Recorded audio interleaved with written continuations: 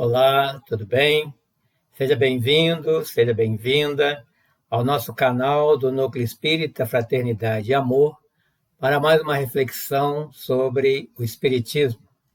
E neste mês de outubro é um mês de festa, de alegria para todos nós espíritas, porque no dia 3 de outubro de 1804 nasce em Lyon, na França, Hippolyte Léon Denisard Rivail, que 50 anos depois seria conhecido em todo o mundo como Allan Kardec, e nos deixou todas essas obras que hoje estudamos e que é um motivo de nos encontrarmos aqui hoje, que possamos hoje pensar em Kardec, falar sobre Kardec, e para isso eu trouxe para a nossa reflexão um livro que gosto muito e que nem todos os espíritos conhecem, chama Viagem Espírita em 1862. Esse livro escrito por Kardec, porque nós temos as obras básicas, que muitas das ideias são dos espíritos, essa não, essa é Kardec falando, nós vamos conversando com Kardec neste livro. Eu quero passar aqui algumas das observações que fiz sobre o livro e para que possamos estimular a vontade em ler mais essa obra. Então, eu quero começar mostrando essa gravura. Aí está o casal Kardec, senhora Amélie Gabrielle Boudet, a senhora Allan Kardec, e aí a chegada do livro impresso, e ela mostrando a ele, pela primeira vez, o livro dos Espíritos, que foi escrito pelos Espíritos e lançado a 18 de abril de 1857. E essa imagem, eles que não tiveram filhos, é como aquela mãe que mostra o filho pela primeira vez ao pai. Então, ele, o pai do livro, aquele que escreveu de uma forma, o resultado de uma pesquisa extenuante, dia e noite escrevendo, à luz de vela, ainda não tínhamos luz elétrica. Então, todo esse sacrifício para nos deixar essa obra, que é a base da doutrina espírita, principalmente a sua base filosófica. Então, nós temos aí, neste outro livro, que fala sobre as suas viagens, porque, lançado o livro em 1857, abre-se para o mundo o que nós conhecemos hoje como Espiritismo ou doutrina espírita. E as pessoas começaram a comprar o livro, se reunir para estudar, e foram sendo formados grupos de estudo espíritas, como hoje nós temos os centros espíritas. E 3 anos depois, em 1860, Kardec começa a viajar para conhecer esses grupos. Então, ele começa em 1860, quando ele vai a Brutu, e ele é recebido por um casal chamado Casal de Joux, que eram operários de fábrica.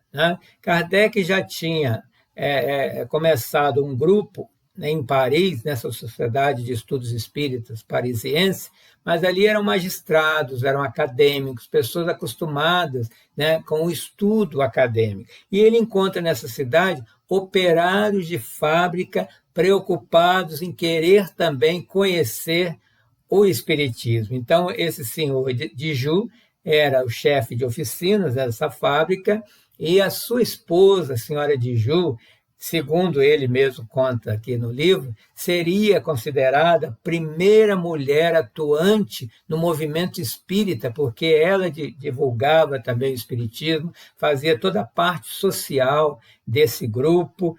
E hoje nós vemos aí muitas mulheres à frente de centros espíritas, como presidente de centro espírita, presidente de conselho regional espírita, presidente de federativas. Ainda não tivemos uma presidente da Federação Espírita Brasileira, mas nós temos a Marta Antunes, que é vice-presidente, e logo teremos uma presidente feminina, uma mulher à frente dos trabalhos. Isso só nos engrandece e a toda a doutrina. Então, veja o que Kardec vai dizer na Revista Espírita. Olha o que ele diz. Eu bem sabia que em Lyon os adeptos eram de grande número, mas estava longe de suspeitar que fosse tão considerável, porque ele encontrou ali centenas centenas, né, de adeptos do Espiritismo, e ele estava com a esperança que isso só iria crescer. Né? E um ano seguinte ele volta a Lyon, né, por coincidência, sua terra natal, e ele tem uma cena que emociona todos nós, quando vem um operário de uma cidade próxima apertar-lhe a mão e dizer-lhe: viemos de longe, né? Ele veio com um grupo, subimos as alturas, né?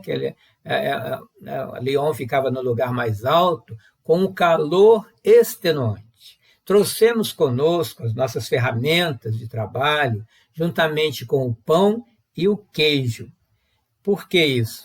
Queríamos partilhá-lo convosco, um verdadeiro ágape, né? Esse amor incondicional que Jesus nos mostrou, oferecido com a simplicidade antiga e o coração sincero. Uma verdadeira festa. Iríamos ouvir falar de Espiritismo. Veja, eles trouxeram o que tinham de melhor, né, para que ali fosse feito um banquete espiritual, né, com pão, com queijo, para poder, né, vinho, parece também, para fazer ali uma festa do Espiritismo, porque eles queriam conhecer, né, Allan Kardec, mais do que isso, ouvir falar do Espiritismo. Olha só, se não arrepia. E hoje, vamos tomar para os dias de hoje, quando nós saímos de nossas casas para irmos a um centro espírita, nós vamos com essa alegria? Levamos a nossa família, né? Vamos lá, vamos ouvir falar do Espiritismo, vamos encontrar com amigos que falam de Espiritismo e vamos nos banquetear com esse pão que vem de novo à terra, como um evangelho redivivo, e nos saciarmos como espíritos eternos em evolução que somos. É assim que vamos para uma casa espírita, com essa alegria de encontrar Jesus de novo, como iam aqueles primeiros cristãos, né, nos túmulos à noite, escondido no cemitério, para poder ouvir Jesus falar, para terem força para o trabalho, né, extenuante do outro dia, como escravos que muitos eram. Pensemos no nosso também papel de espírita no século XXI. Próximo ano, ele vai a Bordeaux. E nessas viagens todas, ele passou por 20 cidades, fez mais de 50 palestras, percorreu 1.158 quilômetros. Olha o mapinha aí, praticamente em todo o interior da França, durante 6 meses, mudando estação, uma hora era outono, outra hora era inverno europeu, com neve, né, com dificuldade para se locomover. Olha a locomoção da época, o trem ainda de Maria Fumaça, né? Bastante ainda precário, ou então em carroças, em bondes puxados por tração animal, né, que era o que se tinha para a época. Então, não era uma viagem confortável, né, muitas vezes passando friagem, ele era todo aberto, né, então ele já tinha mais de 50 anos, e à época, uma pessoa de 50 anos, né, era bastante idosa, e tinha, né, os resfriados comuns e as dificuldades e limitações, né? Mas valia a pena, porque, veja só, na primeira viagem ele encontrou centenas de adeptos, na segunda, de 5 a 6 mil, na terceira, de 25 a 30 mil. Então, ele via, né, com os próprios olhos a propagação do Espiritismo, né, e era interessante, ele fala sobre isso aqui no livro, que aqueles que pregavam contra o Espiritismo estavam fazendo um favor, porque quanto mais se falava contra, mais as pessoas queriam conhecer, e aí mais ia aumentando os adeptos, porque quando a pessoa entra em contato com a doutrina espírita e percebe o seu caráter racional, ele não quer outra coisa, porque ali tem o evangelho que ele busca, mas tem a ciência que eu explico o porquê das coisas e a filosofia que questiona. E todo homem é questionador, todo mundo quer a verificação de uma ideia, né, da hipótese se tornar concreta na ciência, e quer também se conectar com Deus, com a espiritualidade. Isso tudo tem no Espiritismo. E quem entra em contato percebe isso, não quer mais sair, né? Então, veja que ele já estava acostumado, como eu falei, né, dos grupos serem formados por magistrados, juízes, né, promotores e advogados, né, pessoas de alto escalão do funcionalismo, mas também na aristocracia encontravam-se, né, partidários, e além da França, né, já estavam se estendendo por toda a Europa, Espanha, indo até a Rússia, a Áustria, a Polônia. Né? Não adianta, quando vem uma verdade, ninguém segura. Né? E o interessante também que ele observou e serve de instrução para todos nós no dia de hoje é que o mais importante do Espiritismo, e deve ser, é o seu caráter filosófico, moral e instrutivo, e não uma prática de distrações e diversão. O que ele está dizendo aqui? Que o Espiritismo começa quando Kardec vai àquelas reuniões que existiam desde a metade do século XIX, quando as pessoas se reuniam para ver as mesas se movimentarem e algumas ali darem respostas às questões, muitas vezes de futilidades, né, pueris, né, para aquelas mesas, elas respondiam, né, usando o alfabeto, letras do alfabeto, e elas se movimentando nessa direção, e as pessoas morriam de rir, que era uma diversão. Né, não viam ali algo de sério, que Kardec viu. E quando ele foi pela primeira vez, embora né, com uma grande resistência no início, conseguiu ir, né, a convite do seu amigo, e quando ele viu ali algo inteligente sendo respondido por uma mesa que não tinha cérebro, nem era capaz de pensar, ele viu que algo grandioso estava vindo, né, e que cabia a ele, né, pesquisar. Por isso ele se tornou pesquisador espírita, nos trazendo todas essas obras, né, as 5 obras básicas e tantas outras, né, Revista Espírita e outros livros que ele escreveu, para que formasse esse arcabouço de uma religião, de uma ciência, de uma filosofia, tudo junto para nos comprovar que a vida continua, que é possível a comunicação com esses que se foram e que a reencarnação é a bênção divina para nos melhorarmos. Né? Então, esses grupos eram muito bem dirigidos, né, com esse princípio de ciência. Toda ciência exige estudo, teoria para entender a prática, e o grupo espírita não é diferente. Né? E ele via bastante conformidade com o grupo que ele tinha, né, instituído em Paris, que é a primeira sociedade, ou o primeiro centro espírita do mundo, né? E sempre baseado na nossa obra, O Livro dos Espíritos, com 1019 perguntas e mais, né, algumas que complementam uma ou outra, para o estudo e entendimento. E nesses grupos tem que reinar ordem e recolhimento, não é para brincar. Né? E ele via esse número, né, que ia crescendo, né, o entusiasmo das pessoas, e, de novo, a filosofia como principal mote, né, o que levava as pessoas ao espiritismo. Por quê? Pessoas que, mesmo sem terem visto um fenômeno, acreditavam pela razão e pela lógica. Então, aquilo que eu falei, se você tem uma resposta racional e lógica que preenche um vazio que religiões dogmáticas não respondiam até então, você fica. Né? Kardec fala também sobre a importância de passar para as crianças essas informações, e hoje nós temos aí nos centros espíritas a evangelização infantil. O que dizia ele? Crianças educadas nos princípios espíritas adquirem uma capacidade de raciocinar precoce, que as torna infinitamente mais fáceis de serem conduzidas. E hoje, século XXI, essas crianças estão mais questionadoras. Ela pergunta, né, que a avó dela que faleceu foi para onde? Não adianta falar que está na estrelinha, nem está com o papai do céu, nem foi para o céu. Ela quer entender de uma forma até racional. Né? E o Espiritismo explica racionalmente como as coisas acontecem. Né? Isso sem ela deixar de ser criança, né? Com alegria, com jovialidade, mas entender, né, a vida, né, sem o medo que muitas religiões colocam do pecado, do castigo, do demônio, do mal. Não é pelo medo, é pela conscientização. Kardec fala também um assunto que é muito debatido nos meios espíritas e precisa mesmo ser debatido, estudado, entendido, né, para nos prevenirmos, chamado obsessão. Obsessão, inclusive, nos grupos espíritas, né? Não é porque está ali em oração, que está reunido estudando, que estamos livres da obsessão, né? Da influência, né, permanente de um espírito que quer que seja do jeito dele a reunião, mesmo ele desencarnado. Então, ele viu, né, observou que alguns grupos se encontravam sob essa influência. Né? Mas por quê? Porque eles também estavam em sintonia, eles também gostavam, né, se compraziam, né, com essa companhia dele. Né? E como é que percebe que um grupo espírita está obsediado?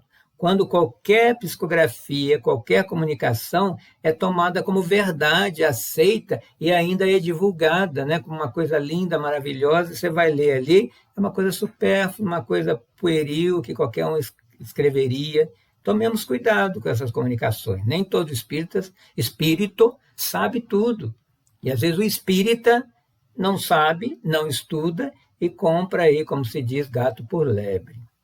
Falando ainda dos opositores, né, ele vai dizer que o espiritismo, né, vai pelo mundo consolando, né, sustentando com a coragem daqueles que estão desfalecendo, vão ficando abatidos, vão ficando sem fé, né, não acreditando em mais nada, porque não adianta falar é assim porque é assim. Queremos explicação concreta. E a ciência, né, nessa segunda metade do século XIX, ela estava vindo com tudo. Né? Ela estava substituindo aquela ideia da Idade Média, que tudo era Deus, Deus respondia tudo estava na Bíblia. Não, a ciência, né, começava a pesquisar e a dar respostas mais lógicas. E o Espiritismo também entra nessa linha. Né? Com a esperança da certeza de uma nova vida, né? De uma espiritualidade onde não é céu, inferno nem purgatório, e que existe um futuro, que não precisa ter medo do inferno. Né? E não é só uma questão de fenômeno, de fato, é a filosofia que subjaz esse fato. Né? Então, é uma questão de princípios. Por que o Espiritismo é forte? Por causa das suas consequências morais.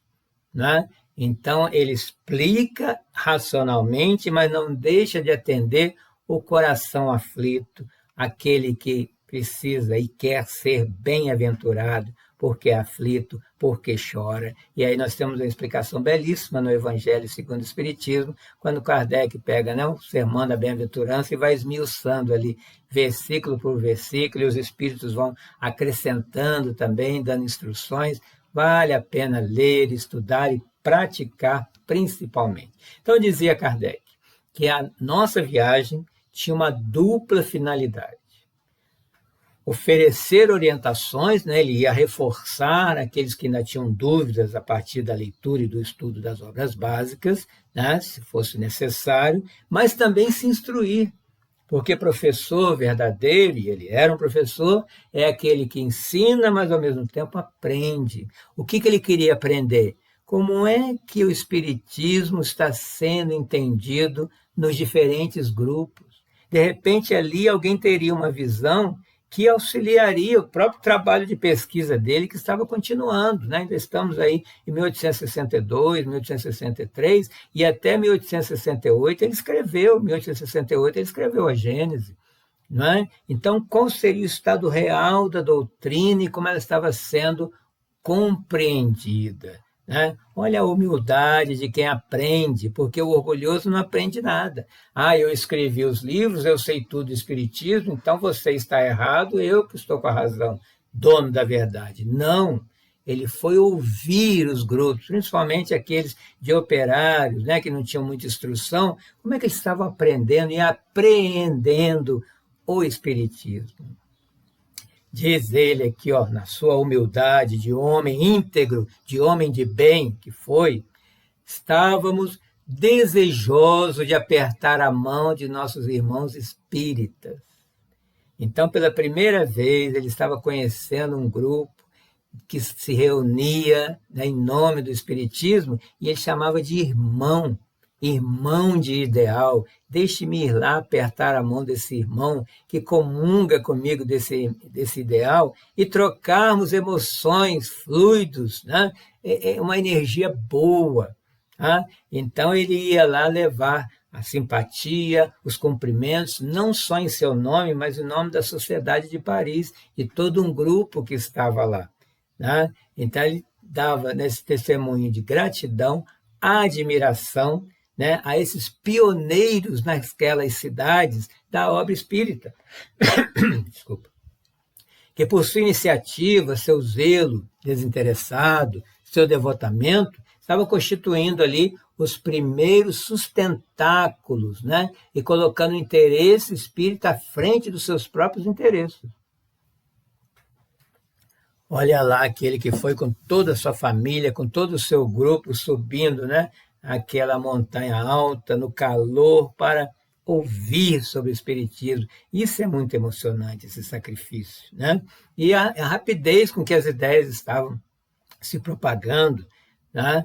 E, embora ele soubesse que ainda estava no início da caminhada, que ainda tinha muito por fazer, né? Já estava colhendo os próprios frutos em vida, né? Então, a certeza de atingir o objetivo dava força para ele, né? E ele ainda gostaria aqui, né, que fosse também uma coragem para todos os espíritos que viessem depois, para perseverar, mesmo com a oposição, mesmo com a dificuldade.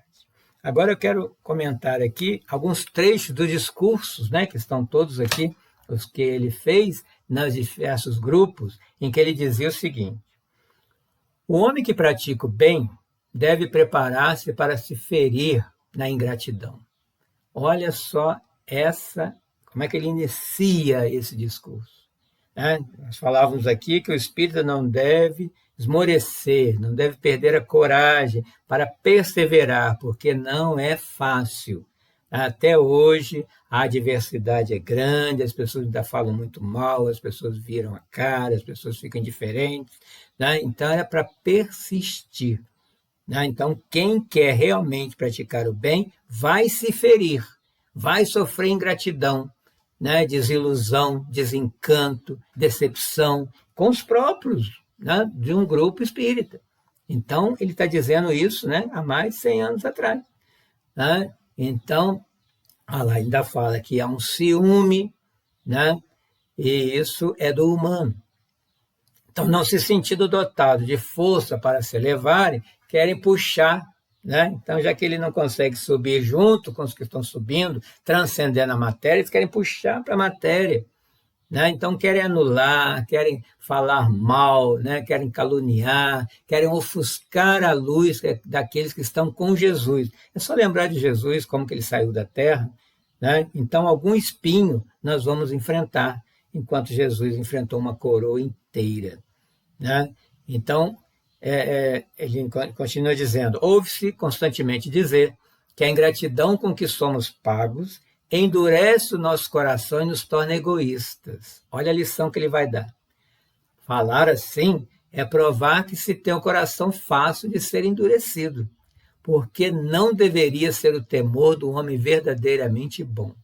Então, se eu sou bom, se eu estou no caminho do bem, se eu já encontrei uma doutrina que vai me assessorar, né, me dar a base, alicerçar a minha caminhada para frente e para cima, não é o outro, né, que eu devo temer, que vai, como muita gente fala, né, fulano não gosta de mim, eu também não vou gostar dele. Fez isso para mim, eu também vou fazer igual. Não.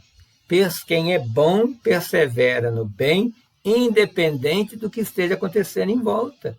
Né? Olha tantos baluartes aí do espiritismo, do próprio cristianismo no geral, que são exemplos para nós, né? Quantas adversidades eles tiveram que enfrentar e continuaram no propósito.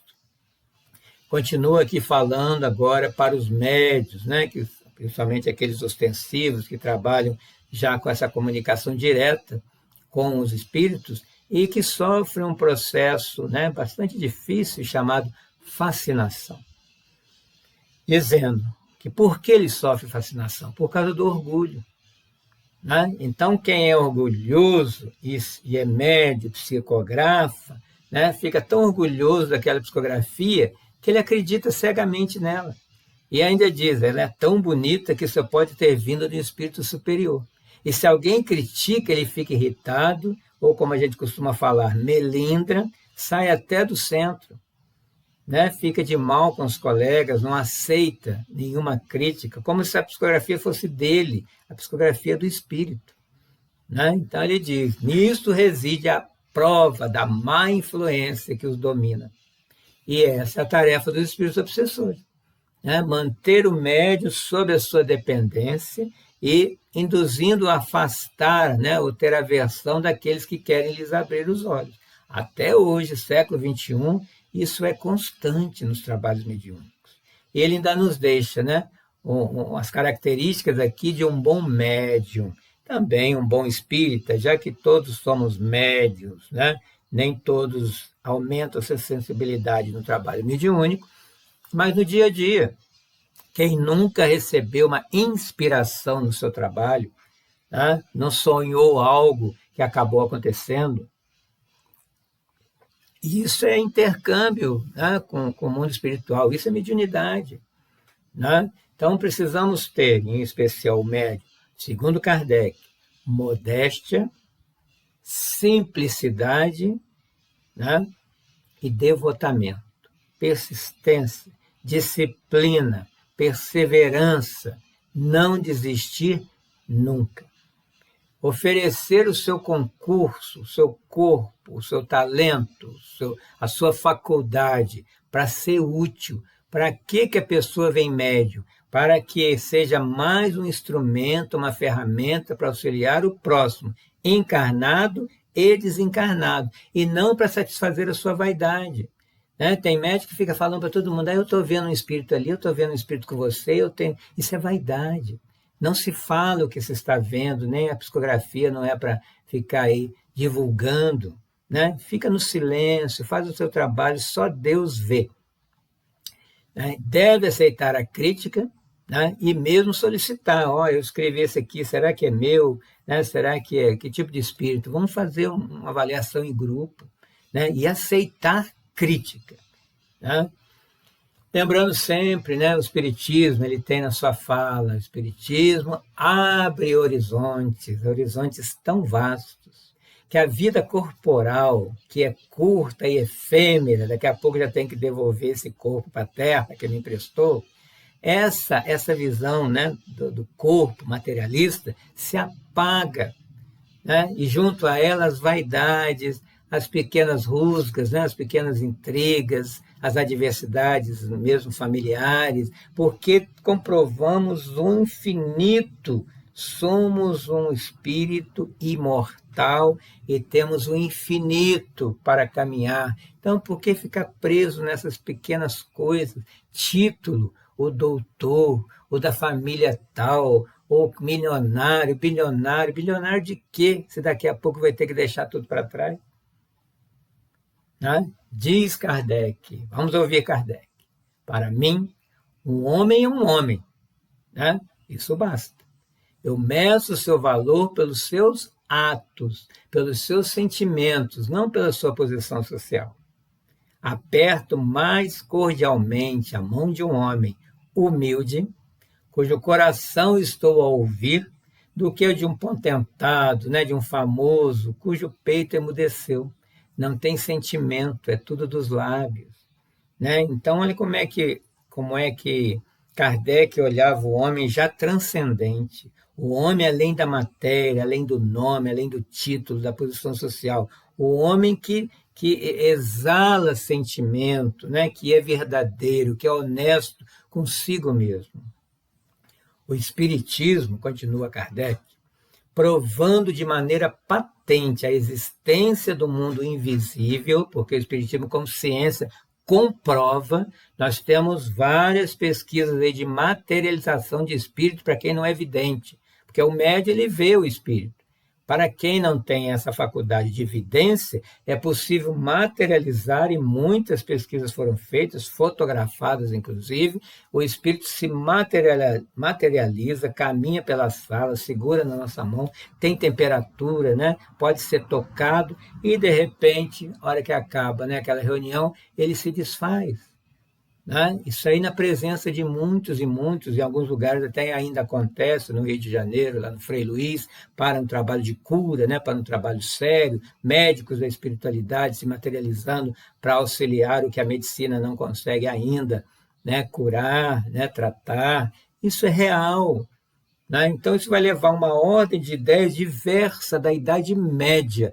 Muitos ainda estão, muitos de nós, né, posso até me colocar, temos pensamentos da Idade Média, né, mais de 500 anos, de que já acabou, e o nosso pensamento está lá ainda. O medo da morte, o medo do inferno.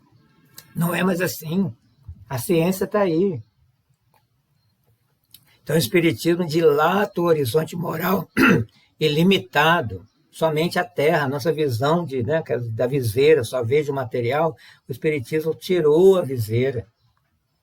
Não é? Então, o que ele diz? Que a importância da vida corporal diminui à medida que cresce a visão da vida espiritual, vai ficando para trás. Né? Então, o que cai? Vaidade, ambição, conquistas materiais, tudo isso vira brinquedo de criança.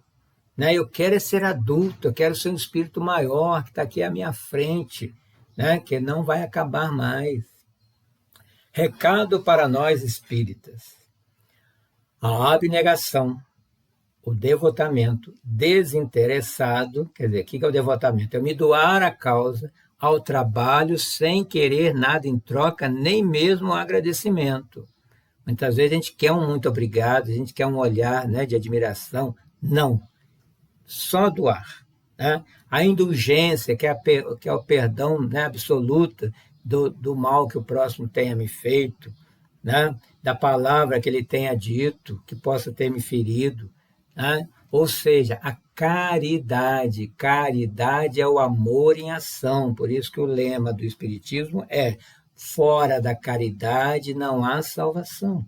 E nós temos na Bíblia, desde o livro de Isaías, há 700 anos antes de Cristo, que já, né, ele falava como oráculo de Yahvé, que aqueles sacrifícios todos do templo não eram importantes para Deus, para Yahvé na época. O importante era o bem que fizéssemos ao outro. Jesus também reforçou isso.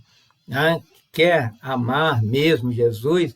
Vá cuidar do próximo, visitar o que está na prisão, dar roupa ao que está nu, remédio ao que está doente, né? Água ao sedento e por aí vai.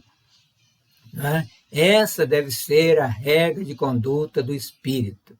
Né? E evitar, né? Que ele fala para não conhecer, mas vamos evitar o orgulho, o ciúme, a inveja, o rancor, as tolas vaidades, né? O melindre em relação ao outro, com o nosso amor próprio, né? O orgulho, vaidade, essa bobagem. Praticar o bem pelo bem, não querendo nada em troca, porque o normal é ser bom fazendo bem. Quem não está fazendo ou está fazendo mal está doente, por isso que o planeta é doente. Então vamos nos curar fazendo bem, com modéstia e sem ostentação. O que é sem ostentação? Não contar para ninguém, nem para mim mesmo. Eu não tenho que visitar um asilo, né, e ficar feliz e ficar em casa. Nossa, como eu sou bom, eu fui lá no asilo hoje, Deus viu. Não, isso é vaidade, isso é alimentar a vaidade. Faz e esquece, passa para frente, faz outro. Né? Cada dia faz uma coisa boa. Agora, uma coisa que ele já apontou, né, em 1862, acontece muito hoje, dissidência. Né? Então, se há dissidência por causa de antagonismo, né, de ideias, né? Se cada um, né, quer marchar para um objetivo, se há divisão, ele lamenta. Né? E ele não se preocupa com a causa, mas se ele tiver que decidir entre um grupo ou outro, ele vai ficar do lado daquele que tiver mais caridade, mais abnegação e mais humildade.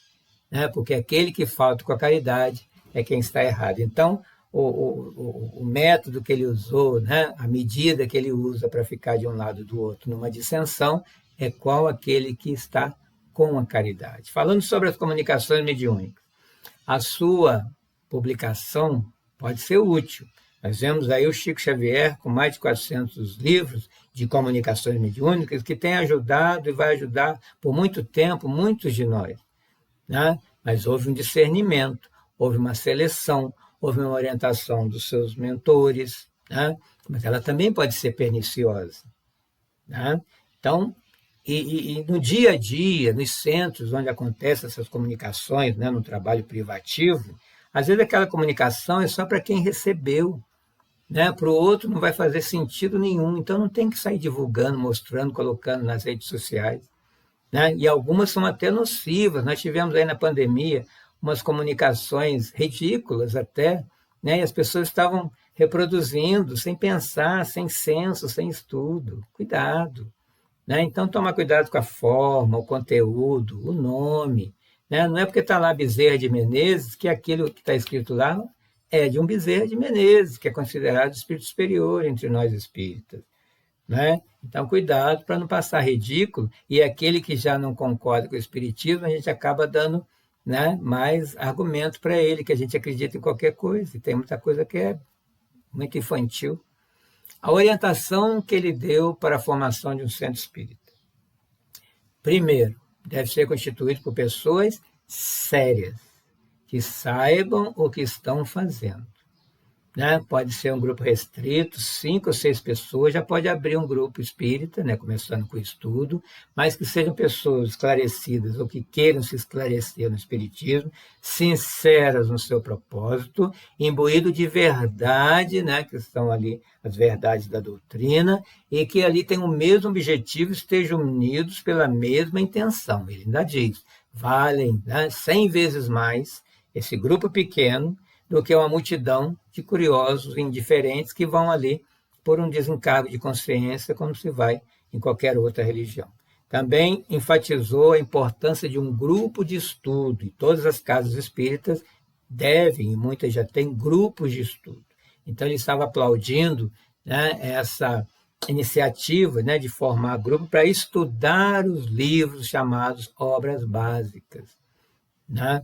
Então, ele fala que né, serão produzidos bons resultados a partir do estudo, que aí você vai entender a doutrina e saber praticar e por que está praticando. E não precisa muito, não precisa ser um orador, professor, acadêmico, né? É fazer uma leitura, perguntar o que cada um entendeu e vamos crescendo juntos. É assim que vai crescer o grupo. E não tem aquele mais importante, Herculano Pires, né, o jornalista da década de 60, né, ele dizia o quê? No espiritismo não tem mestre, todos somos aprendizes. Então, todos podemos, né, entender, estudar e querer aprender. Então, o livro é esse, né, que eu sugiro a leitura, A Viagem, né, Viagem Espírita em 1862, embora ela tenha começado em 1860. Né? Então, estudar o Espiritismo e querer ser uma pessoa melhor deve ser o nosso objetivo, e é isso que nos traz aqui essa noite, para que possamos estimular a continuarmos juntos, mesmo que virtualmente, e estudando essa doutrina que abraçamos. Muito obrigado, uma boa noite, que Deus nos abençoe hoje e sempre. Que assim seja.